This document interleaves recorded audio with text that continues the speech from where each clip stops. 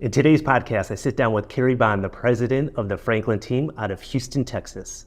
Houston's a great market. We have direct flights coming into Cabo and also San Miguel de Allende. I wanted to sit down to learn about the Franklin team because a lot of you listeners and viewers are out of the Houston area. Take a listen.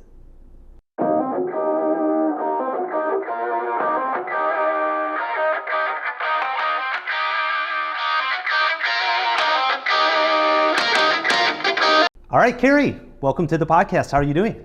I'm great. Thank you so much for having me today. I really appreciate it. You know, I was telling my team about the Franklin Group in Houston, and a lot of them got excited because a lot of our clients are coming from Houston, Texas. Nice.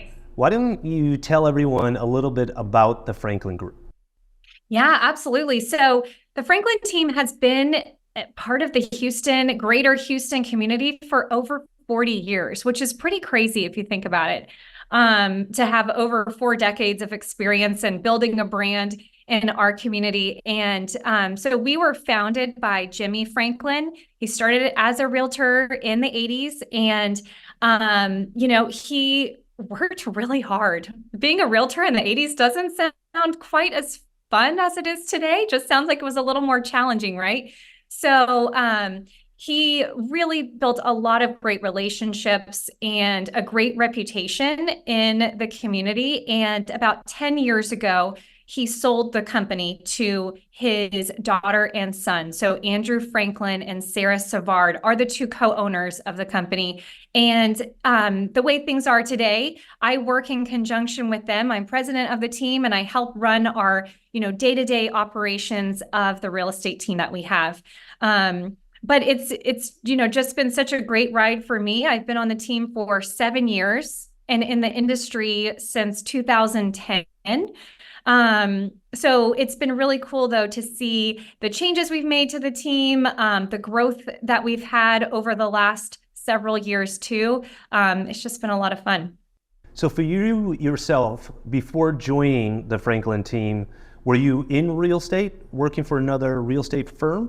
I was. So I've had sort of an interesting background. When I first got into the industry, I started on the administrative side of things. And I worked for a developer that had condominiums near the medical center in Houston. So gorgeous building. And I was in that administrative role for a little while. And then pretty quickly, my managers thought, man, that girl can sell some homes. Maybe she should be on the sales side.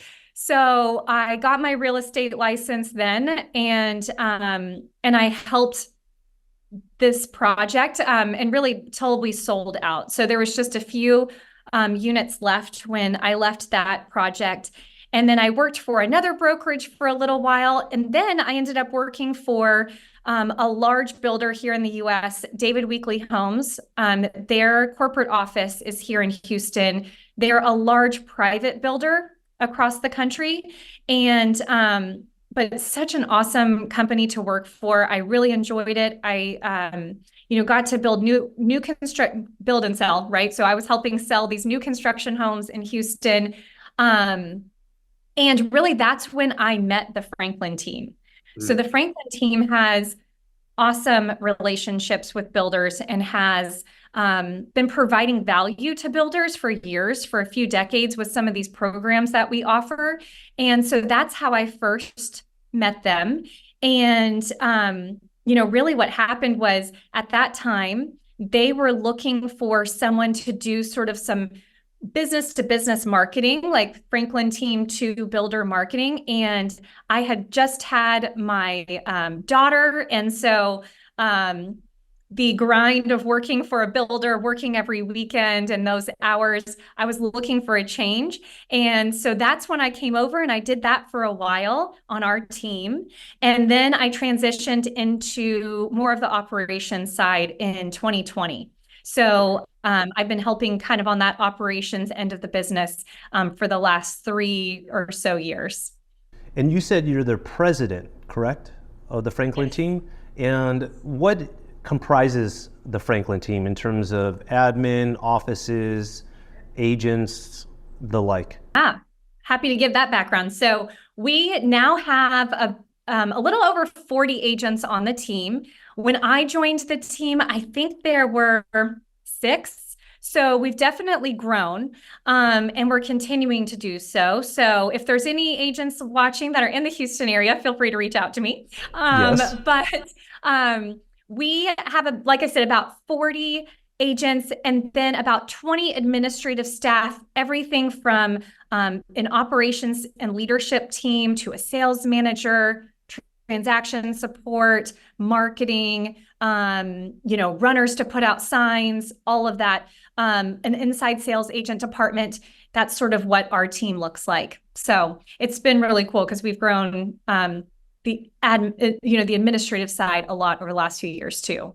So with 40 agents, are they all based out of one office or do you have more than one office? We just have one office, and that may change in the future. For now, it's been working great, but our agents do live all over the greater Houston area, which for those that have not been to Houston, Houston is like enormous. I mean, when you think about all of the suburbs and everything that comprises that greater Houston area. And so we cover suburbs as far north as like the Woodlands or Willis, which is really, almost an hour north of like center of Houston, all the way down to the coast, Galveston and that area. So, and then everywhere else in between too. How many people live in the greater Houston area? So it kind of depends on what area you're thinking about, right? So if you're talking about all of those suburbs, I mean, we're probably 5 million. I mean, it's really big. I could be wrong. It could be more than that. It's huge. You have an MLS system in the Houston area. How many agencies and agents approximately? It could be a little bit less. With this market shift we've had recently, there's been agents that have left the industry completely, but I think we have around 40,000 agents in the Houston MLS. Okay. And talking about the shift in the market, what has been the market since the pandemic and till today? So we're in February 2024. Right. Gosh, I still just thinking back to 2020 and how scared we were really right in March, and the phone stopped ringing, everything stopped. And then all of a sudden it was like the floodgates opened. Even till now, 2020 was actually like our best year as far as amount of transactions. We just ended up having a killer year that year. And 2021 was okay. 2022 was pretty tough for us. And then 2023 was actually better. It's sort of interesting the way that we have our business run and where we get the most business from. And that's what really, we made some major shifts in our company in 2021 because we saw some things changing in the market and a lack of inventory that made us pivot a little bit. Yeah. And so kind of where I'm going with that is we work with a lot of home builders. I mentioned that earlier. And really where we get a lot of our referrals from are from our builder partners. If somebody walks into their model home, they're unrepresented, they have a home to sell, we have programs that we've had for years that are really pretty awesome. And even though there's companies that do something similar now, we just have more flexibility because it's our money, and we have a buyout program if we can't sell their home in time. And so what happened though was in 2021, the new construction inventory was getting so limited. Mm-hmm. I mean, because for obvious reasons, right? There was no, just the material shortage, labor shortage, and obviously the demand because of the low interest rates. So all the homes that were built were taken. And then we had people in these communities if a new section or something was opening, people were literally camping outside, like in tents Oh my gosh. to write contracts. It was insane. So what was kind of interesting was, and I really appreciate Andrew Franklin's sort of forethought, and he saw this company was coming, and that, you know, if there's no new construction homes to sell, our referrals from those builders are going to become fewer and fewer because there's nobody to refer. So that was really the year. It was early 2021 when we decided, that's when we started buying leads. We had never bought internet leads before. We had no systems in place for anything like that. As you know, running a big company, you have to have a lot of systems and processes for follow-up and trying to convert those leads. So that is really what we have done over the last couple of years, is gotten into the online lead game. Yeah. And built out an inside sales agent department, changed CRMs, added a lot of technology and AI so that we can stay in front of our, you know, leads as best we can. And so that's really, and I'm so grateful for that, because, you know, in those years where there wasn't a lot of new construction inventory, because that business was down, we were able to generate all this other business through the online leads. Cool. So as the business at the Franklin team did several different pivots in the last few years, amongst the low inventory market in the greater Houston area, what has happened with house prices in Houston, generally speaking? They've definitely increased. Even when I look at what our average sales price just for our team, if I look at what it was in 2020, it was $352,000, and then it's gone up to $466,000 on average. Yep. So, and that's not like Houston generally, that's just from our sales, but you can see like there's been a big increase, and that's just in 3 years, right? And where do you see the market going from 2024 in the next 5 years or so?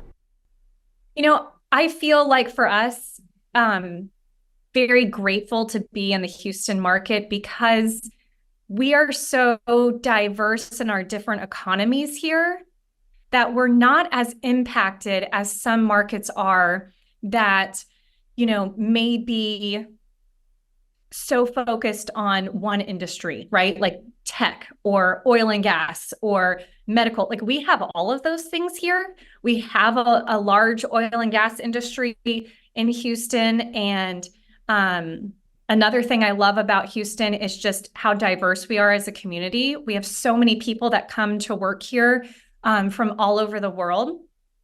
And my kids actually go to an international school that is near the energy corridor. So they get exposed to like so many different cultures. It's amazing. But, you know, even if oil and gas starts to have some trouble, you know, we have the largest medical center of anywhere, right? So we have so many different physicians and just, you know, medical employees that come to work in the Texas Medical Center. And of course, there's other industries too. So I feel for us that the demand for people moving here is still going to be strong, because we do still have a fairly good cost of living here, right? It's a lot less expensive than some other parts of the country. You can get a lot more home for your money.